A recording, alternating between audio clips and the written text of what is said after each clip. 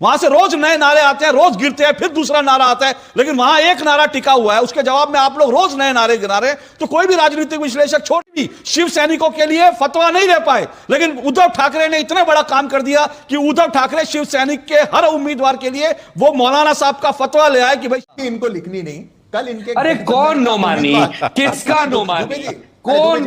मैं तो कभी कभी लगता है कि जो लोग कहते हैं कि हम बाला साहब ठाकरे के उत्तराधिकारी हैं, उनके पास आज इतना समय नहीं कि नोमानी जैसे 2 टके के जो मौलाना है जो फतवा जारी कर रहे हैं। नमस्कार दोस्तों, स्वागत है आपका अशोक श्रीवास्तव जी की बहुत ही जबरदस्त, धमाकेदार और मजेदार डिबेट वीडियो में। योगी जी का नारा था बटेंगे तो कटेंगे। दोस्तों ये इतना सुपर हिट, इतना गजब हुआ कि दोस्तों विपक्षियों की नींद हराम हो गई और इसके काट के लिए उन्होंने कई नारे लाए, तो दोस्तों सभी नारे उनके ध्वस्त हो गए। तो दोस्तों अब तो गजब ही हो गया, मोदी जी ने भी अपना नारा लेकर आए, एक रहेंगे तो सेफ रहेंगे। तो दोस्तों एक नारा पहले ही भारी पड़ रहा था, ये दूसरा नारा आ गए। अभी उस विपक्षियों को समझ नहीं आ रहा है वो करे तो करे क्या। दोस्तों तो अब उन्होंने एक गेम खेल दिया है महाराष्ट्र विधानसभा चुनाव में।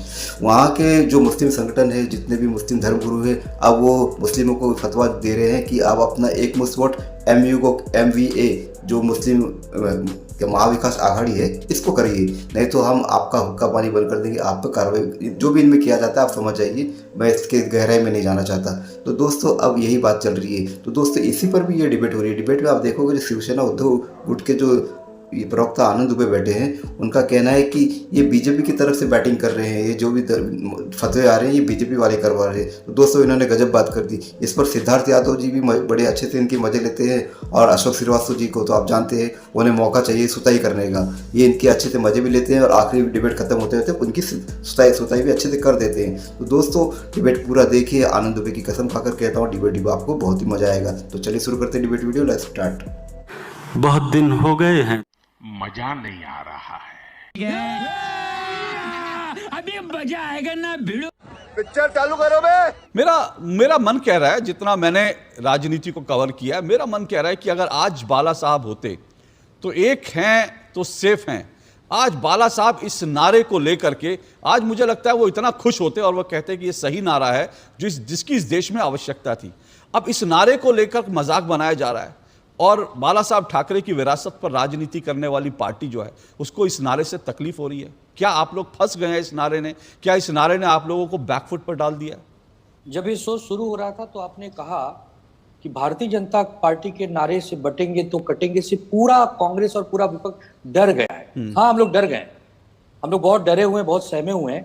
हम सोच रहे थे अब तक कि हम लोग न तो बटेंगे और न ही कटेंगे, हम सब तो महंगाई और भ्रष्टाचार के खिलाफ डटेंगे, तभी तो इस देश में कुछ तानाशाही और अहंकारियों के पंख छटेंगे। हम सब जब जगेंगे तब वो भगेंगे, ऐसा हमें लगता था। हम लोग एक नारा दे रहे हैं कि सब साथ रहेंगे, सब आगे बढ़ेंगे, सब पढ़ेंगे, सब जगेंगे। लेकिन इस नारे से बीजेपी नहीं डर रही है। बीजेपी के बटेंगे कटेंगे से पूरा विपक्ष डर गया है, लेकिन हमारे प्यारे नारे से बीजेपी नहीं डर रही। वाह! और हिंदू हृदय सम्राट अगर आज बाला साहब ठाकरे जी होते तो जरूर दुखी होते कि क्या आजादी के 70 साल बाद भी हम लोग एक नहीं है और सेफ नहीं है। गजब टूबीबाज आदमी। इसके लिए नारा लगाना पड़ रहा है बीजेपी को।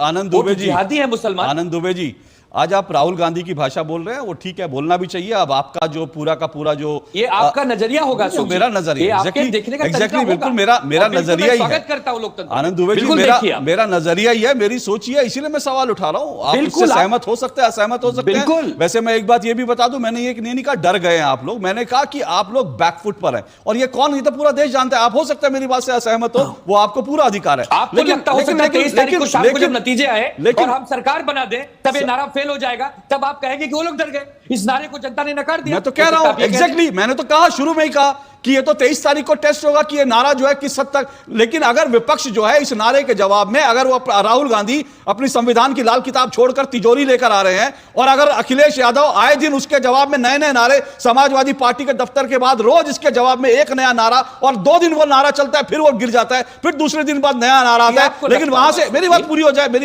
मैंने आपको बड़े धैर्य से सुना।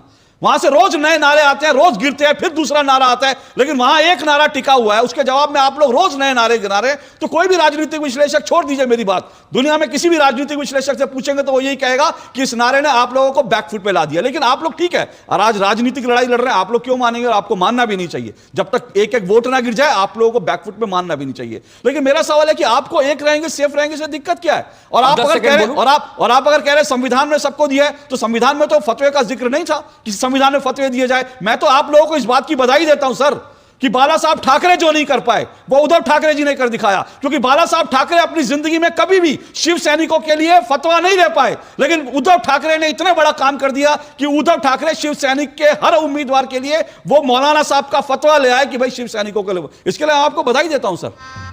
गजब बेइज्जती है। हो गया आपका? बिल्कुल हो गया, बोलूं? बोलिए। चलिए मान लीजिए कि हम एक पल के लिए बैकफुट पे आ गए।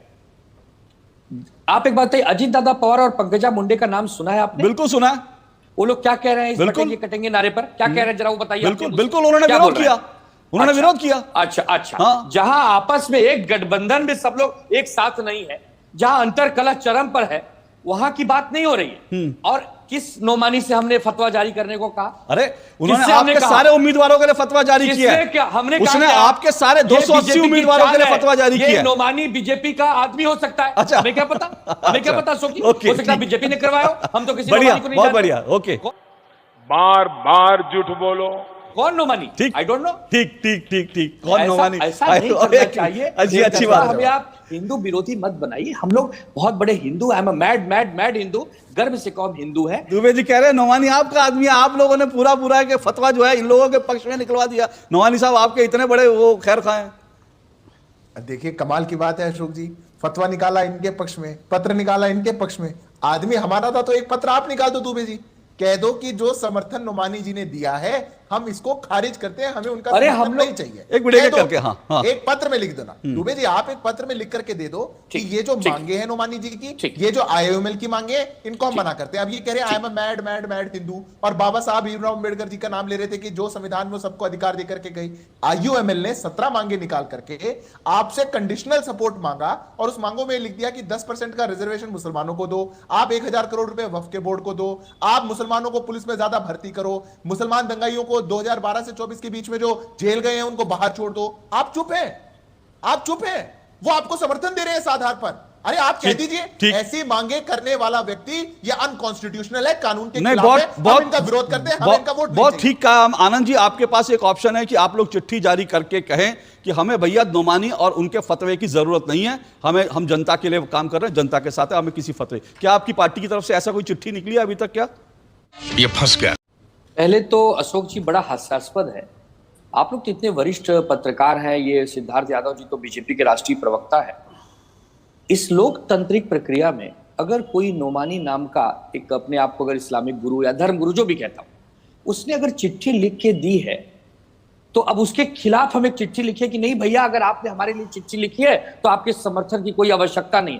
समय इसमें नष्ट करूं या अपनी बात जनता तक जाकर अपने बातों को, अपने इतिहास को जनता के सामने बताऊं, अपने भविष्य काल की चीजों को बताऊं। 5 लाख चिट्ठियां आई हमारे लिए समर्थन, सबको चिट्ठी लिखो। सिद्धार्थ यादव जी सबको चिट्ठी लिखो, आप आ जाइए मुंबई, साथ में लिखते हैं, साथ में लिखते हैं चिट्ठी। 5 सेकंड चिट्ठी। अब देखिए अशोक जी, चिट्ठी इनको लिखनी नहीं, कल इनके अरे कौन नोमानी, किसका नोमानी, कौन? मैं तो कभी कभी लगता है कि यार ये लोग कौन है यार। मतलब दुबे जी मैं फैक्ट की एक बात बता रहा हूं, आप भागिए मत। आपको चिट्ठी लिखनी नहीं, कल आपके एनसीपी शरद पवार गुट के एक गठबंधन का एक उम्मीदवार जाकर के मौलाना से क्यों मिलकर के आया? अरे वो जाएगा, अरे क्यों फोटो खिंचा रहे? मौलाना बैन हो गया है, मौलाना बैन हो गया है। अच्छा आप बैन हो मौलाना गया, को नहीं मिला जा सकता, आप उसके साथ मिलेंगे, मौलाना को मिलना जुलना बंद हो गया, मतलब मौलानाओं से नहीं मिला जाएगा। वाह सिद्धार्थ जी, वाह। पत्र निकालने के लिए तो आपके पास समय नहीं है। मतलब कौन मौलाना, कोई किसको मिल रहा है, हमें इसकी जानकारी नहीं है। हम शिवसेना के प्रवक्ता है, अगर मैं पूछूं सिद्धार्थ यादव जी, आपके आरपीआई का एक नेता कल एक मौलाना को मिला जाकर बात है दुबे जी, सीबीआई इंक्वायरी लगाई उस पर। ओके, सुनिए एक एक करके। मतलब मुझे लगता है जो दुबे जी ने कहा कि भाई वो नौमानी को नहीं मानते, वो किसी फतवे को नहीं मानते, और लेकिन उनके पास समय नहीं है कि वो चिट्ठी लिख सके। नहीं, समय नहीं है, बिल्कुल समय नहीं है, बिल्कुल। भाई साहब कुछ ज्यादा नहीं हो गया? बिल्कुल समय नहीं, पार्टी के busy पास है, समय बहुत नहीं, बिल्कुल समय नहीं नहीं, बहुत बिजी, तो- बहुत बिजी। 23 अच्छा। तारीख को आपकी विदाई करके समय मिलेगा। अच्छा अच्छा अच्छा विदाई, लाडली विदाई और उसके योजना। बाद 14 में से वो तो कितनी जवाब मांगे दे दो। और उसके बाद 17 में से कितनी मांगे जो है वो उनकी विदाई होगी और कितनी लागू होंगी जो 17 मांगे आई हैं तो हम 23 तो के बाद। जानते ही नहीं, हम तो नोमानी को जब नहीं जानते तो मांगो क्या जानेंगे। नहीं नहीं, अरे क्या बहुत अशोक जी? innocent है, आपके सहयोगियों ने बहुत तो innocent है। सहमति दे दी है। नहीं, हमें नहीं पता, कांग्रेस हमें में नहीं पता। मतलब हमारे आपके 500 आपका कोई सहयोगी हैं। कोऑर्डिनेशन नहीं होता पार्टी हमारे में। पास 500 सहयोगी है देश में, 500 बहुत सारे आपके सहयोगी हैं। 500 सहयोगी हैं। जी, बहुत मुझे सारे, लगा लाखों में मुझे लगा सहयोगी। मुझे लगा एनसीपी और शरद पवार जी और कांग्रेस के साथ महाराष्ट्र आप की मिलकर 13 लड़ रहे हैं। करोड़ जनता हमारी सहयोगी है। महाराष्ट्र की हाँ। 13 करोड़ जनता हमारी लड़ाई लड़, तो उसमें एक है तो सेफ है, नहीं है वो जनता के हम लिए सब ना? एक है, ऑलरेडी एक है। हाँ, हमें लग रहा है हम एक हाँ, है। हाँ। कोई बताए, कोई सर्टिफिकेट दे ओके, तो हम ओके, मानेंगे, ऐसा थोड़ी है। ओके, बुद्धू थोड़ी ओके, है हम लोग। ओके तो हाँ नहीं बिल्कुल बुद्धू ठीक है। तो जनता को मानते हैं ना, हाँ, अशोक नहीं, जी, नहीं, बुद्धू नहीं, तो मुझे- जनता को मानते हैं। मुझे लगता है टीवी पे बैठ के कुछ बोल महाराष्ट्र, देंगे, एक मिनट आ रहा हूँ, कुछ बाकी मेहमान, मुझे लगता है जो आनंद जी ने कहा कि उनके पास समय नहीं है, देश की जनता भी जाने कि अगर नोमानी का जवाब देने का, मुझे लगता है अगर बाला साहब ठाकरे आज होते तो वो नोमानी जैसे व्यक्ति को और ये जो उलेमा बोर्ड जो जिन्ना वाली मांगे लेकर आई है ना, अगर आज बाला साहब ठाकरे होते तो उनके पास सारा चीज, हर चीज छोड़ करके आज वो नोमानी को पहले सबक सिखाते, फतवा जारी करने वालों को सबक सिखाते। लेकिन जो लोग कहते हैं कि हम बाला साहब ठाकरे के उत्तराधिकारी हैं, उनके पास आज इतना समय नहीं कि नोमानी जैसे 2% के जो मौलाना है जो फतवा जारी कर रहे हैं उनको जवाब दे सके। उनके पास आज जवाब देने के लिए समय नहीं है। मुझे लगता है महाराष्ट्र की जनता तय करेगा। इसीलिए वो मुसलमानों को ज्यादा टिकट भी नहीं देते। बीजेपी मार रही बोल के मारती और कांग्रेस के लोग चॉकलेट दे के पीछे से मारते। क्या बोले तूने? और कांग्रेस के लोग चॉकलेट दे के पीछे से मारते। ये भगवान क्या जुल्म है।